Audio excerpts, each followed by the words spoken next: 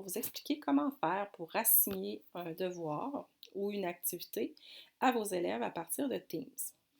Donc, par exemple, si je veux présenter une activité à mon groupe 11, alors je vais venir cliquer sur l'équipe. Là, faites-vous-en pas si jamais vous dites « Ouais, mais je ne vais pas faire ça pour chacun de mes groupes ». Si vous avez un devoir que vous voulez présenter à chacun de vos groupes, il est possible de le faire, je vais vous montrer. Alors ici, vous avez le canal général, il y a les publications. On pourrait mettre un devoir là, sauf que des fois, ça se perd dans le fil de conversation. Bloc-notes de classe qui pourrait faire l'objet d'une autre capsule parce que c'est quand même, somme toute, assez intéressant. Et ici, il y a les devoirs. Donc, quand j'ouvre cet onglet-là, je suis capable de voir les notes les devoirs qui ont déjà été donnés. Je vois combien ont remis. Voilà. Et je peux en créer. Donc, deux types de devoirs qu'on pourrait faire. On pourrait affecter une tâche, peu importe laquelle, ou présenter un questionnaire. On va commencer par affectation d'une tâche. Ici, nouveau devoir, j'entre un titre. Par exemple, je pourrais écrire devoir sur les fractions. Je mets n'importe quoi pour le moment. Entrer les instructions, donc compléter le document à l'aide de tes notes de cours. Ça pourrait être ça. Et là, j'ajoute des ressources. Quel genre de ressources? Ça pourrait être le dossier, le fichier de devoir en question. Je peux charger le fichier à partir de mon appareil. Je peux venir le chercher sur le OneDrive, dans le bloc-notes pour la classe, faire un nouveau fichier complètement. Je peux le créer maintenant, mais là, moi, je vais assigner un fichier qui est déjà fait. Donc, je m'en viens dans mon dossier maths, un devoir. Je prends le devoir 1, exemple, et je viens le mettre là. Là, vous voyez qu'il est en train de charger et que c'est marqué « Les étudiants ne peuvent pas modifier le fichier ». Si je veux qu'il modifie le fichier, ce qui peut être, on vient cliquer ici. Ah, ils ne peuvent pas modifier le fichier .doc. Alors, je vais enlever ceci. Je vais venir en ajouter un qui se modifie. Donc, allons-y avec un devoir, c'est .docx qu'il faut prendre. Voilà.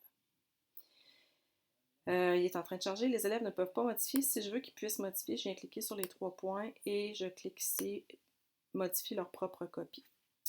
Je leur ai dit qu'ils pouvaient le faire à l'aide des notes de cours. Ça se peut qu'ils les aient en main, puis ça se peut qu'ils les aient pas. Dans un contexte où on est en apprentissage à distance, ça se peut qu'ils n'aient pas leur chose. Donc, j'en ai rajouté les notes de cours en cherchant encore un document.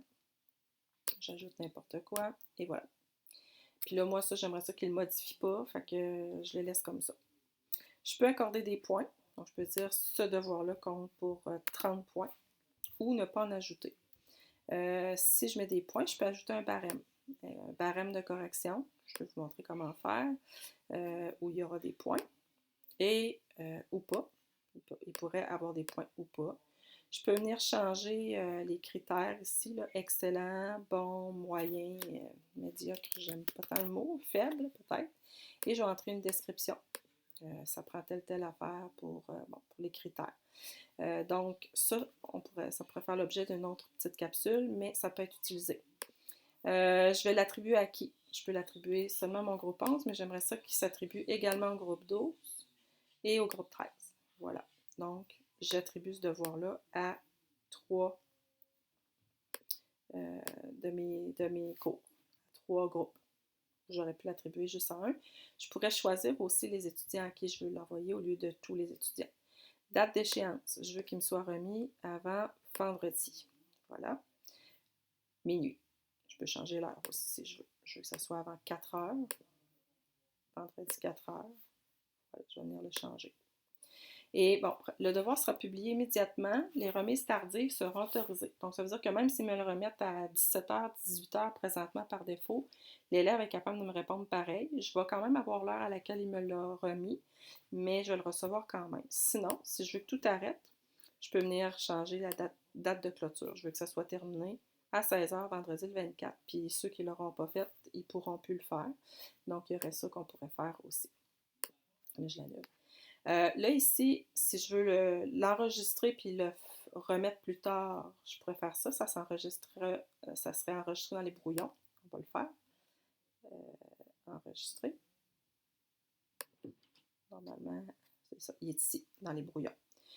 Sinon, si je veux l'affecter tout de suite, si je veux le donner tout de suite, je vais faire affecter, puis normalement, les élèves reçoivent une notification pour dire qu'ils ont reçu un travail. Là, je ne vais pas l'enregistrer parce que c'était à titre d'exemple, donc je vais faire ignorer. Donc oui. Maintenant, je pourrais créer un devoir sous forme de questionnaire, et ça, c'est avec les questionnaires Forms, qui est l'application utilisée dans Office, donc un questionnaire ici. Je peux prendre un questionnaire qui est déjà fait, on pourrait le créer directement dans Forms ou faire un nouveau formulaire. On peut choisir entre nouveau formulaire ou nouveau questionnaire.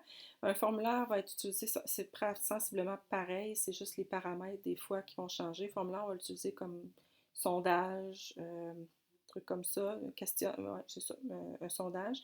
Le questionnaire ici, c'est plus pour style examen, tâche, travail à faire. Donc moi, je vais y aller avec le questionnaire ici. Je donne un titre, donc je vais l'appeler devoir sur les fractions. Et là, je le crée, par exemple. Je peux mettre une image. Donc, je ne sais pas si j'aurai quelque chose. Tiens, voilà. Mettons-lui une image. Je vais l'ajouter. Des fois, ça prend un petit délai. Donc, il est en train de m'ajouter une image là-dessus. Je peux changer mon thème, c'est-à-dire je peux changer ma couleur. Donc, allons-y avec ça. Je peux changer la couleur du fond. Donc, vous voyez ce que ça fait comme effet, là. Voilà. Et je vais rentrer une description. Je pourrais même mettre ça là. Donc, répond au questionnaire à l'aide de tes notes de cours de la séquence 4, mettons. OK? Et là, je vais faire ajouter des questions. Je peux faire des choix de réponses. Je peux faire des réponses où on demande du texte ou des chiffres. Je peux demander de faire une évaluation. Donc, par exemple, si on y va avec des choix.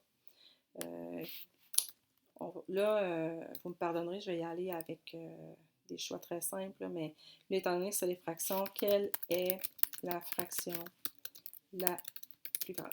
Bon, voici ma question. Option 1. Là, si j'écris comme ça, j'aime pas ça. Ben là, ça va donner l'exemple aussi aux profs en mathématiques, sciences, peut-être, peu importe si vous utilisez des chiffres, des nombres comme réponse. 3/4, c'est pas tant ce que j'aimerais. Je vais venir chercher ici. Excusez, je vais venir chercher ici formule mathématique. Voilà. Et je vais pouvoir entrer une équation. Donc ici, vous voyez, là, j'ai le choix entre ABC, 1, 2, 3. Et là, je rentre. Je mettrai une fraction. Donc, admettons, je mets une demi. Voilà. Ici, je mettrai 2 tiers. Je vais faire juste 3 choix, là. Puis, je rentre une autre équation. 4 cinquièmes. Voilà. Et là, ben, je détermine quelle est la plus grande fraction là-dedans, qui serait ici. Et là, ça, c'est la bonne réponse. Les deux autres, non. Ça va? Et j'accepte ici pas plusieurs réponses parce qu'il y en a une seule. Si j'avais eu plusieurs réponses possibles, j'aurais pu cliquer ici. Mais là, il y en a juste une possible. Et je veux qu'il réponde obligatoirement, évidemment. Je pourrais mettre des points, donc 2 points. Je peux changer de place mes choix si je veux. Je peux les changer avec le petit quadrillé qui est à côté. Okay? Donc, c'est quelque chose que je peux faire. Si je ne suis pas satisfaite de ma question, je viens l'acheter. Donc, supprimer ici. Là, je vais ajouter une question. Exemple, un texte. Quel nombre décimal correspond à la fraction suivante? Je vais marquer, correspond à 74,5%. Voilà ma question. Et l'élève va devoir entrer sa réponse. Okay? Et là, pour qu'on sache si c'est bon ou pas, ajouter une réponse. Fait que là, la réponse, ce serait 0,745. Mais comme l'élève pourrait m'écrire aussi avec un point, je vais ajouter une autre réponse possible. Donc, il faut prévoir aussi ce genre de choses-là. Donc, ajouter une réponse 0,745. Bon, je ne pense pas qu'il puisse marquer autre chose. Ça serait ça. Réponse longue, non. C'est une réponse quand même assez courte. Je mets 2 points aussi. Ça va. Si je voulais mettre une réponse longue, Non, je vais faire encore du texte. Explique comment transformer une fraction en nombre décimal. Voici la question. Je veux qu'il fasse une réponse longue. Donc là, réponse longue et il faudra venir voir après. Donc, c'est ça. Je pourrais faire aussi une évaluation. C'est la première chose, je m'excuse. Hein. Comment as-tu trouvé la vidéo présentée? Bon, voilà. Et l'élève peut faire 5 niveaux. Ça peut être des étoiles, ça peut être des nombres, 1, 2, 3, 4, 5. Il vient cliquer ici. Puis là, il n'y aurait pas de point, mettons. C'est juste comme ça. Et là, on peut en ajouter plein. Là. Ça n'a pas de limite. Et on peut, par exemple, dire, ah, ben, ma question 3, j'aimerais ça qu'elle vienne tout de suite après la 1. Fait qu'on peut les déplacer. Comme ça ici. Là, c'est parce que je veux le faire, que ça ne fonctionne pas. En tout cas, il y a moyen de leur déplacer. Et tout ça. Puis après, on peut voir un aperçu du questionnaire que l'élève va recevoir, comme ceci, sur l'appareil mobile, de quoi ça a l'air. Donc ça, c'est le... Je peux revenir ici. Et après, ben, ça serait de... Est-ce que j'ai des paramètres à changer?